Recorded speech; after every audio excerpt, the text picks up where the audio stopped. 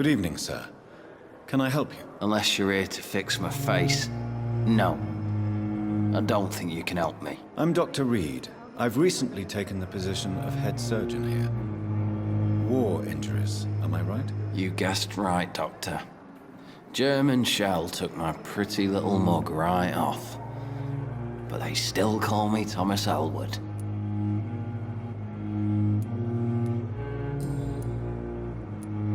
How is your stay with us, Mr. Elwood? Oh, it's bliss. I just escaped death in the trenches to be surrounded again by the moans of the dying. Can I ask you precisely why you're a patient here? It's the pain, sir. The drugs don't work. It just hurts under the scars, if you get my drift. Who is treating you? Is someone in particular looking after your case? Nobody since the old and tired doctor spoke to me. Started to think I was forgotten about. Won't blame you. You don't seem worried by that. My face hurts so much more when I smile or cry. I've learned it's easier not to speak. But be assured I'm smiling inside. Can I do anything for your pain? Nurses gave me a bunch of pills. No effect. Told you. It's like the flames are under my skin, burning away.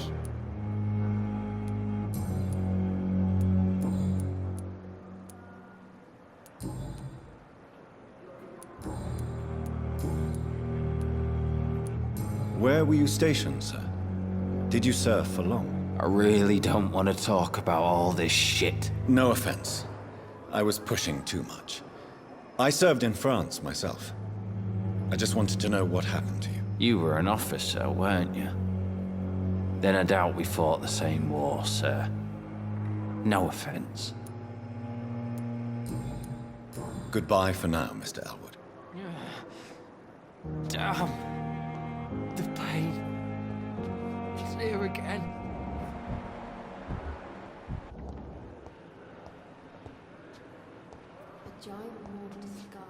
Good evening, Mr. Hampton. How do you feel? Dr. Reed, is it? Oh, sir, I must apologize for my behavior. What do you mean? I was not myself in the factory. Fear and exhaustion made me say awful things to you, I'm afraid. You remained perfectly nice and polite. A little delirious, perhaps. But who wouldn't be after enduring an abduction? Thank you, Doctor. That's a relief. Now all I need to do is rest and return to my flock.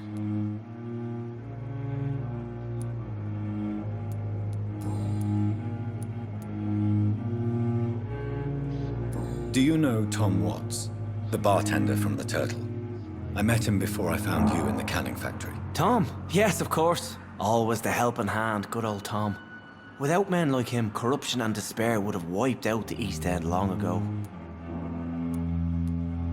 Who should I avoid in this part of town, then? Any particularly evil figures? Not really. Most men and women are just doing their best. And it's not my habit to speak ill of people I know, Doctor. People are still in despair. How could it be otherwise? The authorities have left us all to rot in this contagious nightmare. No drugs, no advice, nothing. It's a damn shame. How did you end up in William Bishop's den? I had received alarming news about his recent behavior. I went to his place and he refused to let me go. Why did he abduct you? William was an alcoholic. His addiction suddenly changed to blood. I don't know why. Just like a patient I met here. This Miss Hawcroft. You dared to enter this awful place alone. You're a hero, Mr. Hampton. Or a fool. I'm just a man trying to help his friends, Dr. Reed. William Bishop was a conflicted soul, searching for light. What is the general situation in the East End docks? The situation has always been tough, with a lot of tensions between the gangs and the dockers' trade union. The wet boot boys are very nervous since they lost their leader.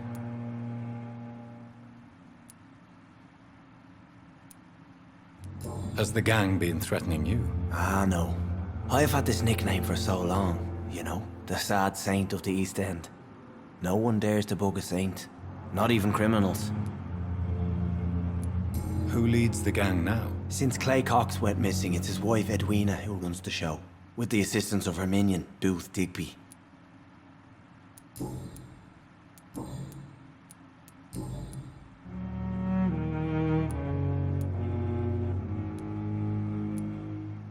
How do you feel, Mr. Hampton? Medically speaking, I mean. I feel exhausted. Beyond exhaustion, actually. William drank so much of my blood in his madness. I feel empty. You're in good hands here. Dr. Swansea is well versed in blood transfusion, and I'm sure he'll take the best care of you. Thank you, sir. I believe all I need is rest. And then I can go back to the people who need me. What do you do for a living, Mr. Hampton? I can't help but notice the cross around your neck. I manage a night asylum for the poor and homeless of the docks. And I try to guide the lost and hesitant on the right path to our Lord. Are you a priest, Mr. Hampton? A deacon, maybe? Not at all, Doctor. I'm just a man of faith willing to preach the good word. Why didn't you use your cross against William Bishop? To repel him somehow? That's a very strange question, Doctor. A cross is no magical token, if that's what you were trying to say. Not mine, anyway. Goodbye, Mr. Hampton. We'll talk again later.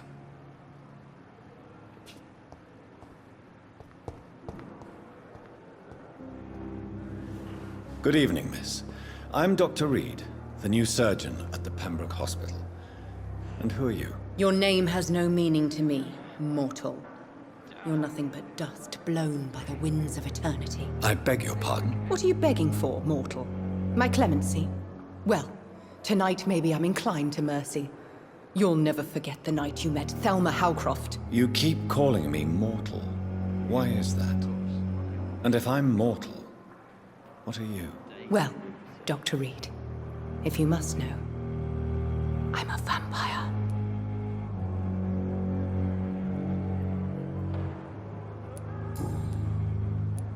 Who are you really, Miss Howcroft? I mean, apart from being a vampire. Is that not enough for you, puny mortal? What do you require? Proof of my powers? I'm curious to know who you were before becoming a vampire. No, it's such a long time ago, I don't remember. Centuries of unholy life can have strange effects on one's minds, you see?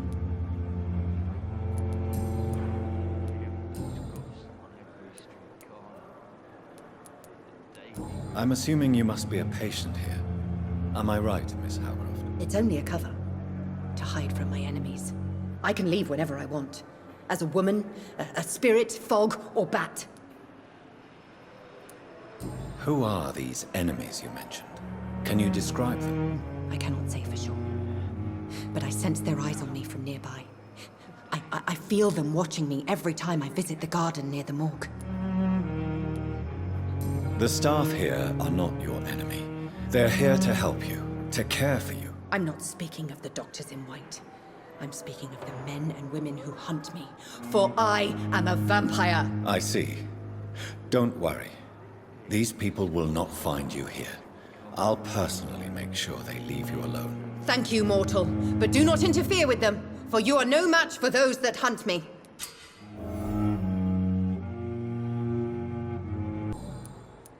And why do you believe you're a vampire? I don't need to believe anything.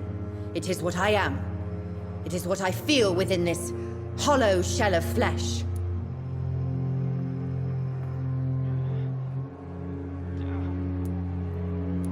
Please, describe to me how you feel. What is it like to be a vampire? I can hear my body crumble from the inside as my flesh cracks and fades. I sense the last pulse of postulant blood within my drying veins. I need new blood. I see. Have you ever heard of Cotard's syndrome, Miss Howcroft? Never. It's a mental illness discovered by a French neurologist named Jules Cotard. The affected patients are delusional. They believe that they are putrefying, that they are dead, a ghost or a ghoul, or in your case, a vampire. Delusional, you say? Oh, sad and petty mortal. You can't even begin to understand the concept of immortality. And you think it is I who am delusional.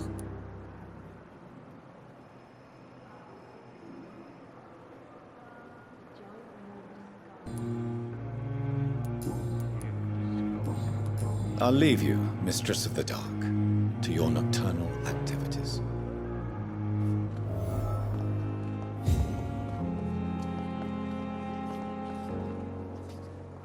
Good evening, nurse. Good evening, Doctor. I don't think we've been introduced yet. My name is Pippa Hawkins. And I'm Dr. Jonathan Reed. Dr. Swansea has recently offered me a position in this hospital. Well, it's a euphemism that your help will be appreciated, Doctor.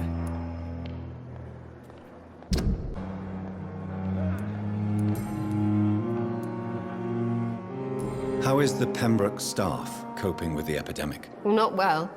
Milton, the ambulance driver, is even more grumpy than usual, especially concerning doctors. Why does Milton dislike doctors? I don't know. Just ask him. But be warned, Milton is not the chatty type. Why is Milton grumpy on a daily basis? Is it just an act? Milton's not the kind of man who's bothered about a bad reputation, whether he deserved it or not. How long have you been a nurse? Well, long enough to see that the epidemic is winning. And no matter how qualified you are, don't tell me you'll change that.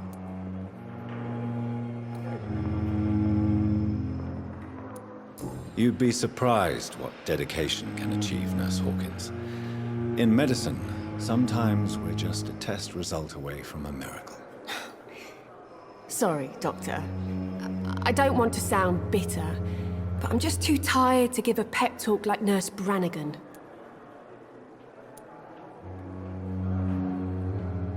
How would you describe the situation at the Pembroke Hospital? It's serious. The flu is wreaking havoc amongst the staff and patients. We are running out of everything. Nurse Hawkins, the Spanish flu won't last forever. Even the Black Plague didn't kill everyone. I wish I could believe you.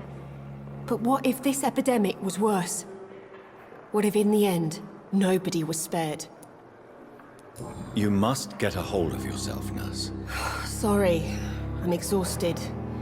No one has any idea when this epidemic will be over. Do you need medical help yourself, nurse? I'm fine, really. I just need to sleep.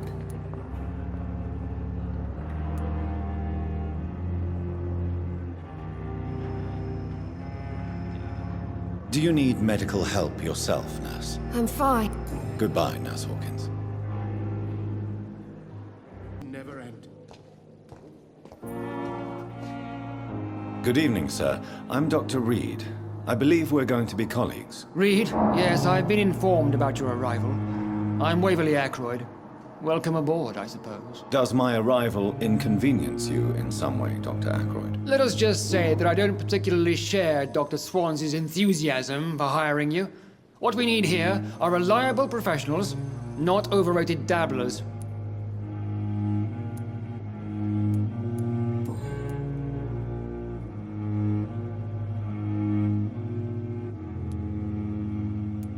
If you have a problem with me, Dr. Ackroyd, please feel free to tell me. Dr. Swansea has imposed your presence on this hospital without asking anyone's advice. The benefit of his position. But I don't agree with it. I know we've never met before, but I believe this hospital could use all the help it can get. You will agree with that, I'm sure. Oh, but I have heard about you, Dr. Reed. Of course, you can't say the same about me, since I have not wasted my time courting the press.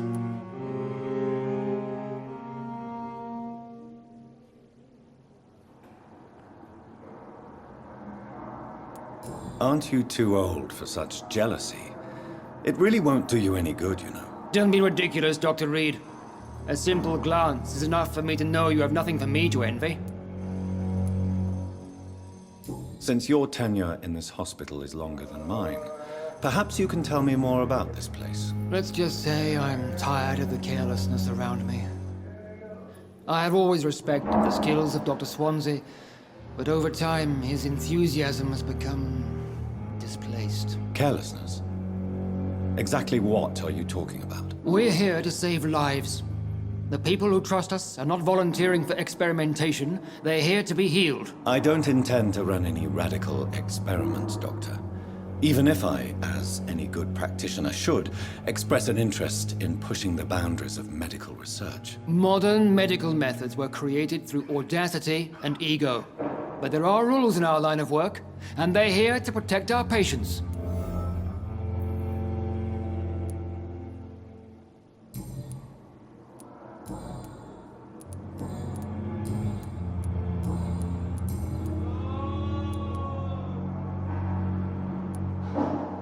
It seems you have bad memories of your military service. I refuse to see this industrial slaughter as scientific progress. War only reveals the worst in men. We can at least agree on something, Dr. Ackroyd. I don't know what you've heard about me, but I have already proved my value as a practitioner. I don't question your skills, Dr. Reed, but your motive.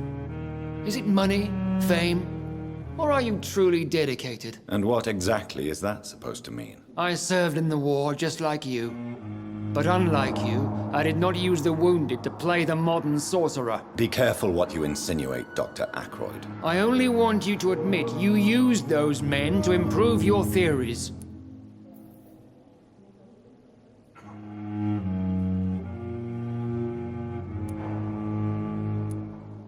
I don't see any reason why I should justify my actions to you. That's true, Dr. Reed.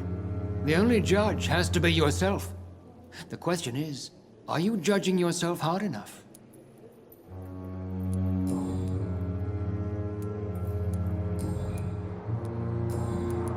Thank you for your time. We'll talk later.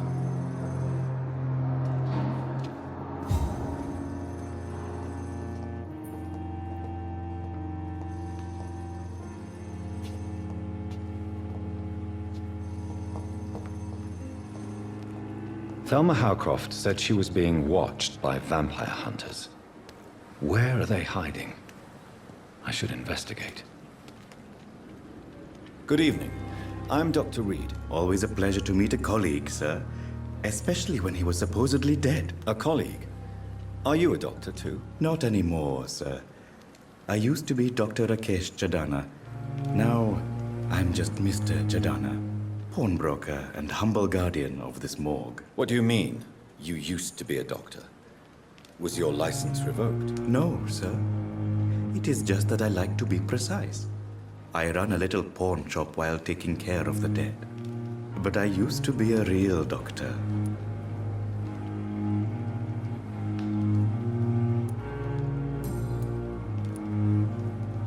Do you work here alone? Yes, very easy work, sir. All I have to do is watch a few bodies. The situation was very different when the main morgue was still open.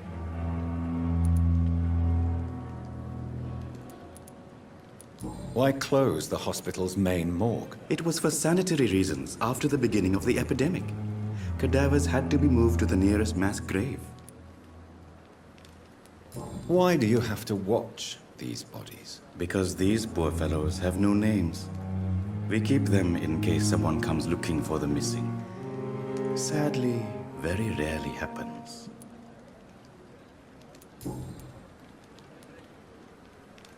Are you afraid or uneasy being surrounded by so many corpses? Why should I? These bodies are empty vessels. Flesh left to decay. Poof! No soul anymore. All gone.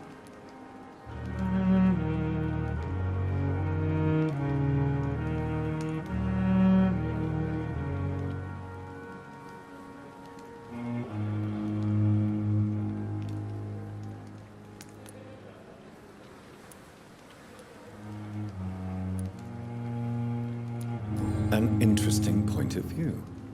And quite an exotic one, too.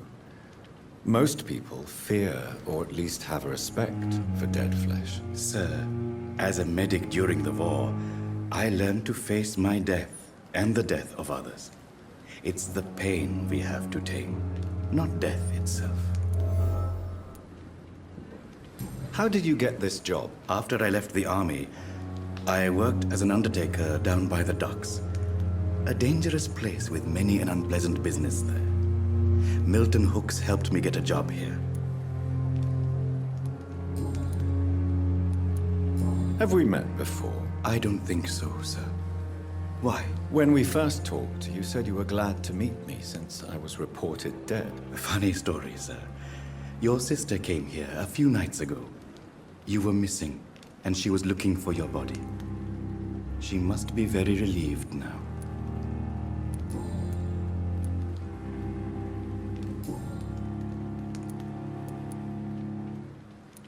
A pawnbroker? I expect you get all types of people here. Yes, sir. All kind of people. For I sell all kind of goods. Who comes here to trade with you? It's very unhygienic, even unsafe. Diseases can spread. For the customers, for the hospital. I'm very cautious, sir. I've been a doctor, remember? And all my clients are good people. In fact, I think I only know good people. What kind of goods? With the quarantine, it's not always easy to buy things. So I trade, I exchange. Some people sell, some others buy. I like to help.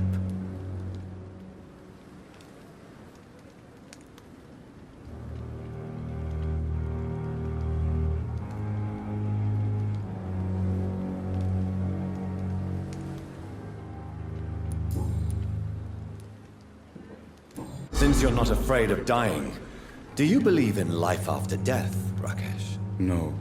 I believe we must do all the good we can while alive. For our time is short, and the obstacles are endless. Do you think you would enjoy immortality as a concept? I don't think so. Don't mistake me. I love life, and I'd like to live a long life. But everything has to decay, sir. Even goodwill. Do you really believe goodwill cannot last? As I said, sir, everything decays. If I was to never die, goodness, I would be bored or worse. And I like to be helpful, sir. Quite depressing, wouldn't you say? Yes, but the good news is, we'll all die before losing our humanity, sir. So you're ready to die? No, I'm not. I don't fear death, for I won't see it. What troubles me is the pain my death will inflict to those I know. You're a wise man, Mr. Chidama. No, Dr. Reed, I am a foolish man. But I like to think otherwise.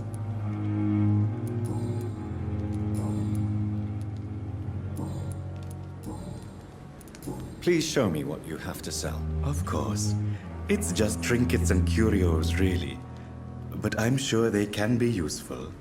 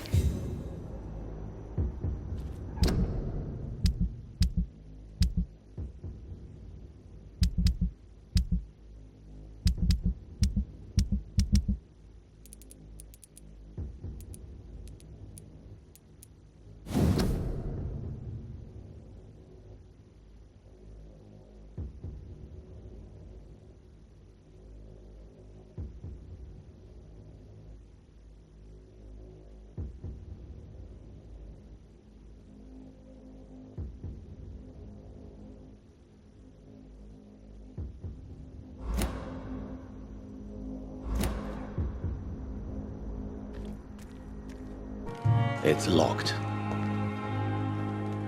Good evening, Dr. Reed. Such a pleasure to see you again. Please show me what you have to sell. Of course. It's just trinkets and curios, really. But I'm sure they can be useful.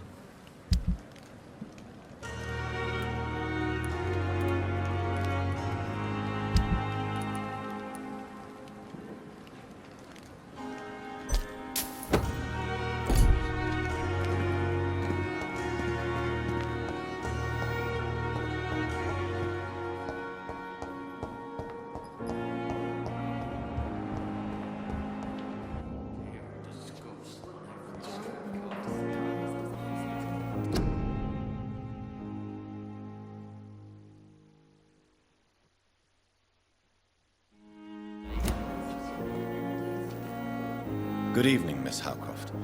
How are you tonight? I need blood, Doctor. Warm, rich, vibrant blood.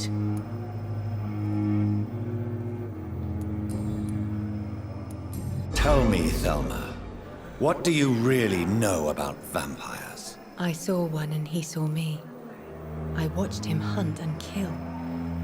I saw his terrible wounds heal as his victim died.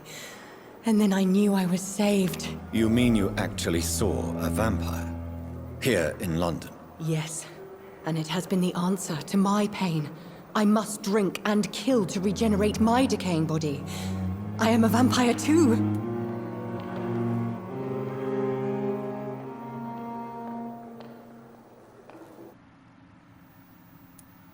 You are no vampire. You are a delusional woman, convinced she is something she is not. How convenient to call delusional anyone who does not share your precious rationale, Dr. Reed. I'll leave you, Mistress of the Dark, to your nocturnal activities.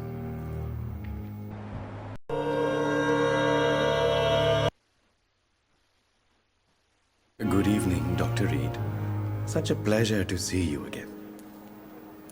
Please show me what you have to sell. Of course. It's just trinkets and curios, really. But I'm sure they can be useful. Good evening, Miss Howcroft. How are you tonight? I need blood, Doctor. Warm, rich, vibrant blood.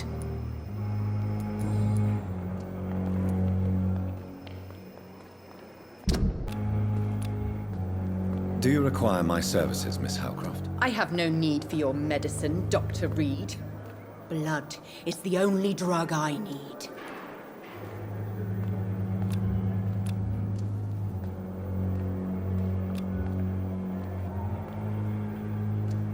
Do you require my services, Miss Howcroft? I have... I'll leave you, Mistress of the Dark, to your nocturnal activities. Less resignation and more determination. I know I can count on you. I wish I could say the same for the others. You look exhausted. You're pushing yourself too hard. Don't tell me otherwise.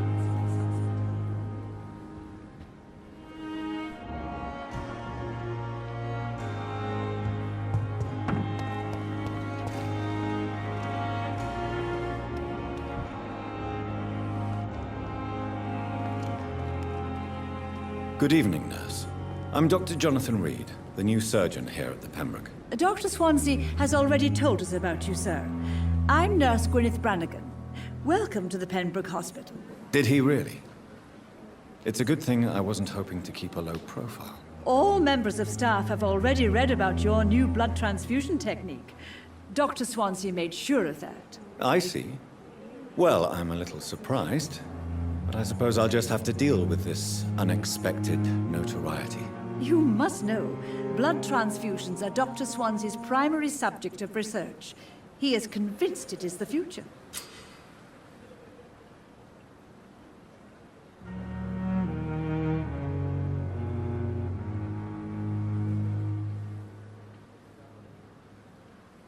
Do you require medical assistance, nurse? I will be fine, as soon as I can get some sleep.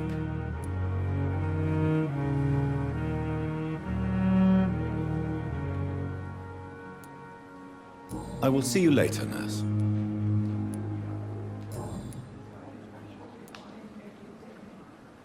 I'm not familiar with all the staff yet. Perhaps you could help me. Brilliant professionals, most of them. Dr. Swansea has a gift for recruiting talent. Most of them. Is there a problem I should know about, nurse? It would be inappropriate for me to speak ill of a colleague.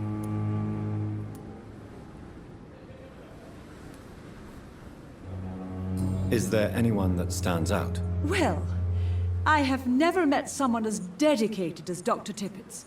He should be a standard for us all here. If only he were younger. Why should his age be a problem? I guess it's fair to say he's always pushing himself to the limits. He just doesn't know when to stop and get some rest. Nurse Brannigan, if you do know something, please tell me. Anything you say will be held in confidence. No. I may disagree with some conduct, but in the end, everybody is doing their best. How are things here? Not good, to say the least. We're struggling against an invisible enemy, more lethal than any bullet from a gun. It's hard, Doctor. An invisible enemy? Quite a poetic term for a disease, especially from a nurse. Sorry, Doctor. These last few weeks have been exhausting. We could all do with a good night's sleep. Do you think this hospital can survive the epidemic? We are all volunteers here, and we're trying to hold fast, but how do we beat an invisible killer? Some nurses have already resigned.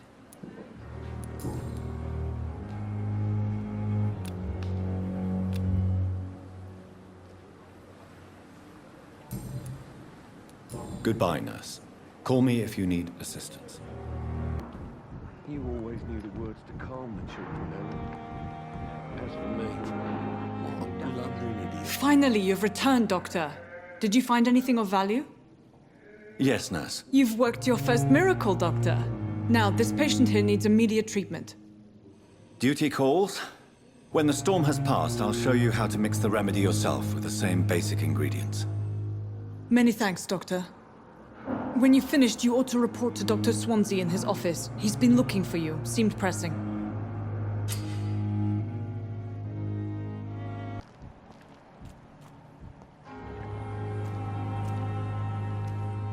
Please, sir. I need help bad. What's going on? I'm Blight, sir. Newton Blight. I've lost my mate. Can't find him anywhere. I'm Dr. Jonathan Reed from the Pembroke Hospital. Please, calm down and give me more details. Oswald and myself were both infantry, sir. We were en route for the hospital, but... well, we had a disagreement. And Oswald ran off towards the canal. How long have you been searching for him? I can't go there. Too many rats by the water. Fucking rats. Can't stand them since the war, sir. Can't stand them at all. Don't be ashamed, Mr. Blight. Many soldiers who survived the trenches suffer from musophobia. I'll see what I can do for your friend. What can you tell me about your friend? His name is Oswald Thatcher. We survived the war together. Oswald is... nervous and quite fragile since we came back from the war. What can you tell me about yourself? I'm Oswald's best friend. We served in the same regiment, sir. We've taken care of each other since we came back from the front. Where was your friend the last time you saw him? He went down by the canal. He didn't want to go to the hospital. I think he went to the sewers on purpose. So I couldn't go after him. This is a dangerous part of town. What are you doing here? We were looking for the Pembroke Hospital. We both need help. Treatment, I mean. To get some sleep. Just need to feel better, sir.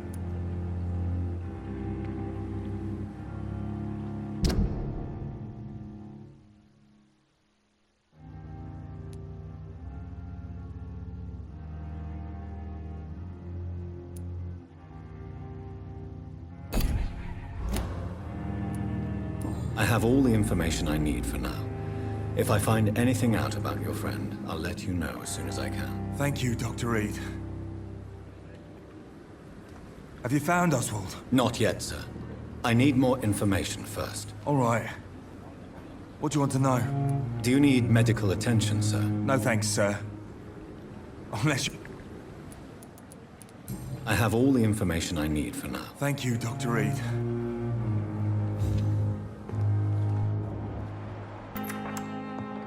Please, Jonathan, come in. Fascinating, is it not? In the last decade, so many mysteries have been brought to light with our microscopes. The human body, biology's penultimate frontier. The more we explore its boundaries, the less we're able to trace a clear line between life and death. You, my friend, have a foot in both countries. The view must be vertiginous. It's at least as vertiginous as chatting about vampires with you, I would say. This must be all so new to you. This area of town, the hospital, a brand new life. How stimulating it must be. I wish I could share your enthusiasm, Dr. Swansea, but my condition defies scientific categorization. Undead? Unalive? Immortality defies logic. I cannot express my thrill at this serendipitous turn of events. The world's most eminent specialist in blood transfusions, a vampire. One might say a gift from heaven.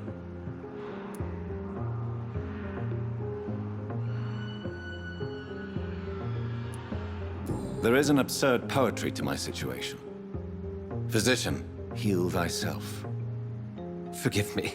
I've been an admirer of your work for a long time, and now you are so much more than a brilliant physician. And please, call me Edgar.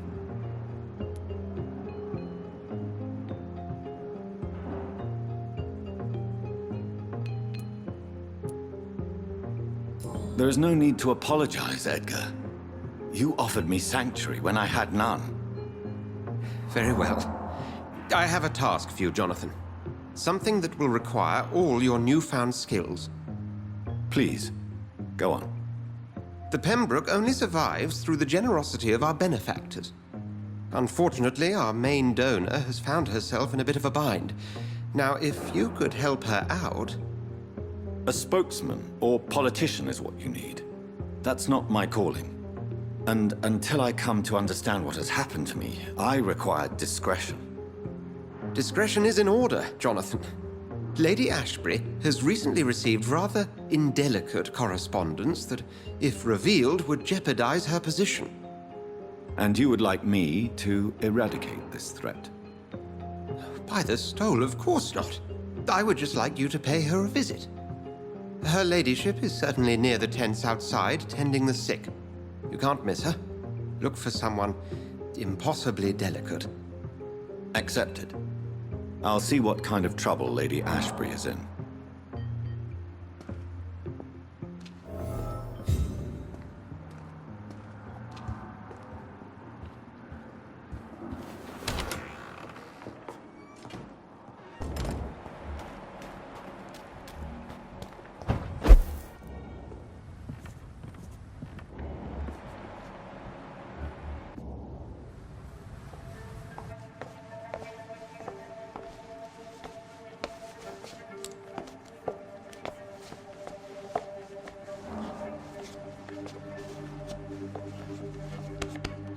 Damn it!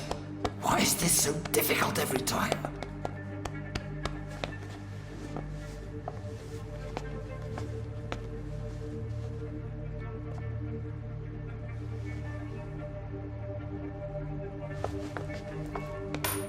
That is better. That is better. I will make it through one more night.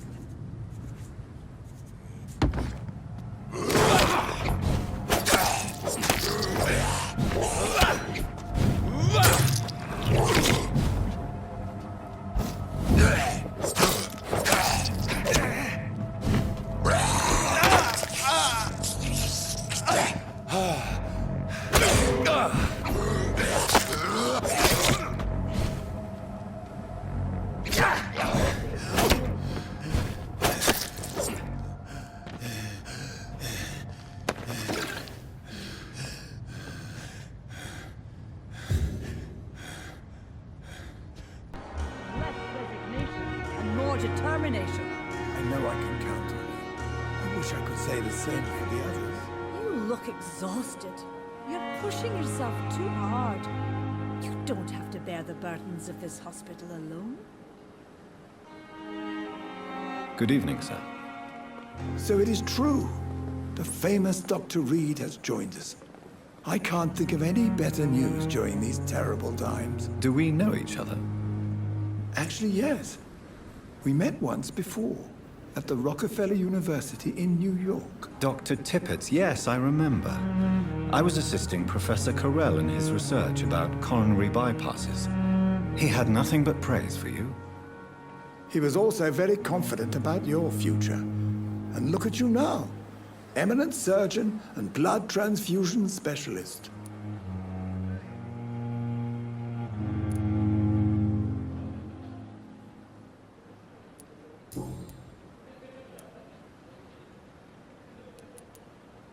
What is the Pembroke Hospital situation? And please, speak freely. This hospital is not exactly the best of London. I'm sure you are used to working in a better environment.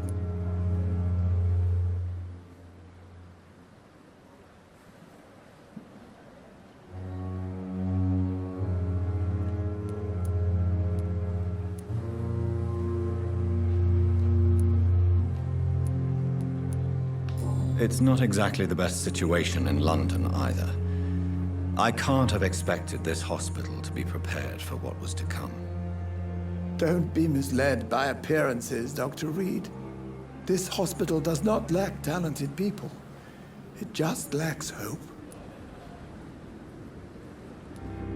What can you tell me about the staff in the hospital? Some are really good, and others are not so good. But during this troubled period, there is no time for slander. I prefer to focus on the positive character traits.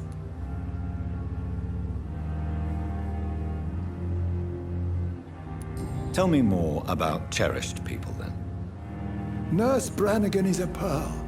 She is the most helpful and dedicated nurse I've ever worked with. A clever and cheerful woman. You really seem to admire her skills.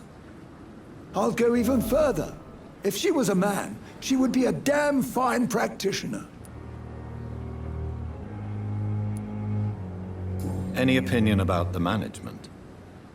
I don't always agree with Dr. Swansea's reserve, but I must admit he does all he can to keep this facility running during this crisis. Ah, yes, the burden of command. I was fed up with this concept while serving as a medical officer. Don't get me wrong. Swansea's a good administrator. I just wish he would get out of his office now and again.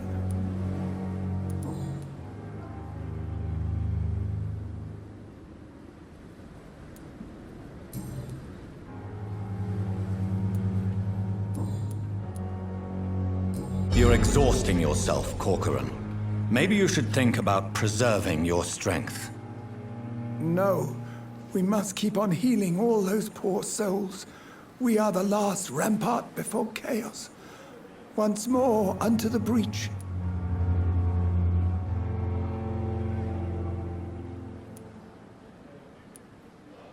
Nurse Brannigan is worried about you, Doctor. She should not have told you that. I will have a word with her. You don't have to blame her for her honesty. I'm not that kind of man, my dear Jonathan. Actually, Nurse Brannigan's opinion is the only one I may listen to.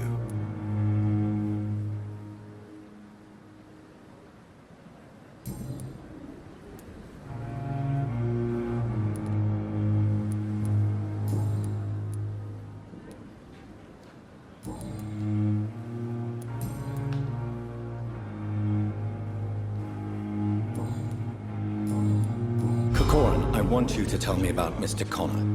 How did he die? What happened? He was my patient. He died because of my mistake. That's the blunt truth.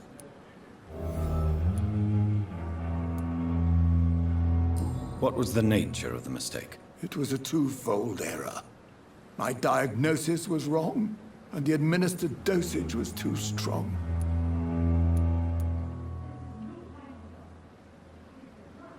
Why not stop practicing? Are you mad? I killed that man, I admit it, and it won't happen again. I have saved so many lives since then. Who was this patient? I don't know. Some sick man from the docks, maybe a fisherman. I had no time to talk with him. No one claimed the body. I know you're taking drugs, Corcoran. Why take such a risk? I needed to endure the long shifts. We have no idea how long the epidemic will last. We can't let it win.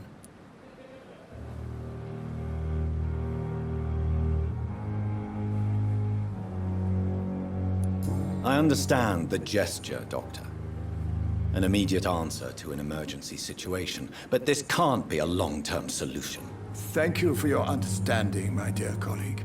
And be assured, I have total control of my consumption. Have you heard of any underhand dealings going on in this hospital? I have no time for such triviality, my dear colleague. We're here to save lives.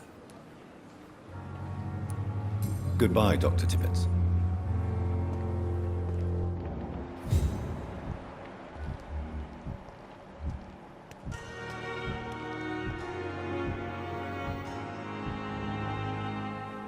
The flu took my dear wife, Emily. I take comfort knowing we'll soon be together again. Mr. Rainfield, that's no way to talk. You're in good hands here, and we'll be up again soon enough.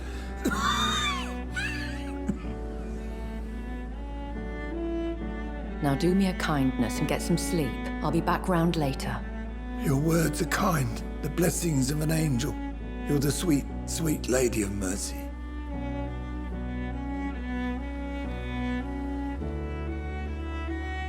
Good evening, Dr. Reed. It's a pleasure to see you again. You seem surprised. Dr. Swansea has brought me up to speed concerning your recent appointment to Pembroke Hospital.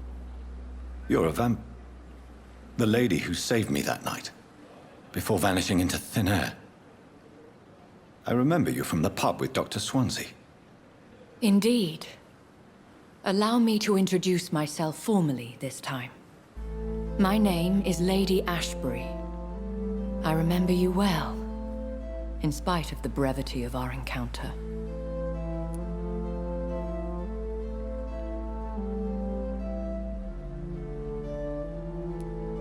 Apologies. You've taken me by surprise. I'm very happy to see you. The pleasure is mine, Doctor. I hope you're more disposed to answer my questions now. You must have countless questions, but our rather urgent matter first. Swansea has explained. My cover, if you prefer, has been compromised.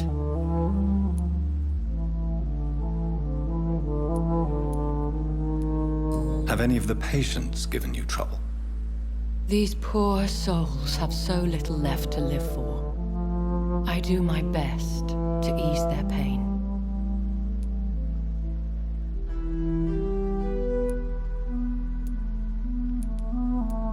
The world would be a better place if it were cared for by women like you. You make me blush. I am simply a necessary evil. Pardon my boldness, Your Ladyship, but I have questions concerning this condition we share. As a newborn, your hunger for answers is rivaled only by your thirst for blood. But the questions need wait. I'm a scientist. My trade is in the deciphering of mysteries, and I need information to feed my mind. I will gladly answer every question you have, but first, prove yourself capable of resolving my predicament without eating the culprit.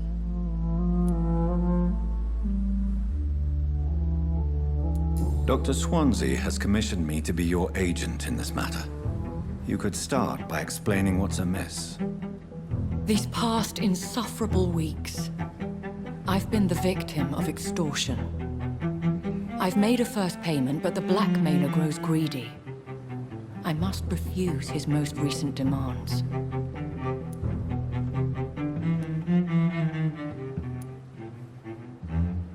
If If we're dealing with an ordinary criminal, surely you've the means to deal with it yourself, if I may. As immortal tradition doth dictate, all fangs and hypnotic eyes ablaze, the blood would run like a river. That's what I hope to avoid. Violence has a tendency to spiral out of control. Who would be so foolish as to threaten you? A kindred spirit. Even if it were the case, and I highly doubt it, a vampire would have asked for something more valuable than money.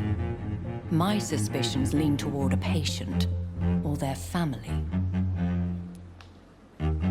What are your expectations? Please be precise. As the newly appointed surgeon of this hospital, you are in an excellent position to ask innocent questions and deftly learn the identity of my blackmailer. Please continue. Every detail is essential. I'm your man. My embarrassment in this matter is eclipsed only by my shame at having put the hospital at risk. The threat from our anonymous scoundrel is clear. A list of dates. My visits coinciding with the dates of suspicious patient deaths due to massive blood loss.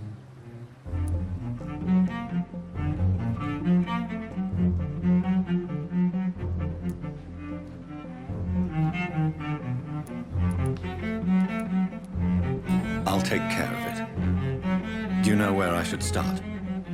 If that was the case, I'd settle the matter myself. You could talk to our local gossip, Harriet Jones. Not a pin drops here without her hearing about it. I'll meet that woman now. My life, as others know, is in your hands, Dr. Reed.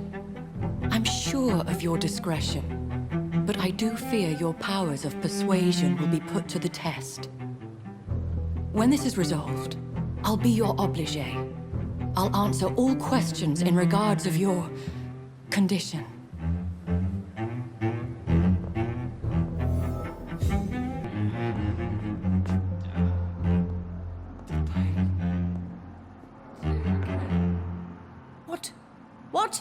What is this? Who are you? Get out of my room. There's no need for alarm, madam. I'm Dr. Reed, the new surgeon. Preposterous. Dr. Reed, you say? I don't want some bumbling intern. Where's Dr. Swansea?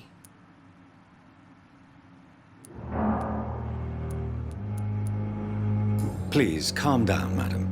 I assure you that I am highly qualified. I'm just back from war duty. How brave. Threatening an old defenseless woman. You know how long I've been a patient here? You've picked the wrong fight. I'm Harriet Jones. Harriet Jones? Indeed. I've been meaning to have a chat with you. You know what goes on here better than any other patient, I gather. Oh, better than any patient, nurse or doctor. I've seen so many vile undertakings. I heard there have been some despicable goings-on. Was there a case of blackmail? Blackmail? Wait. You're investigating something. This isn't a social call. One of those incompetent cunts slit a poor sod's vein.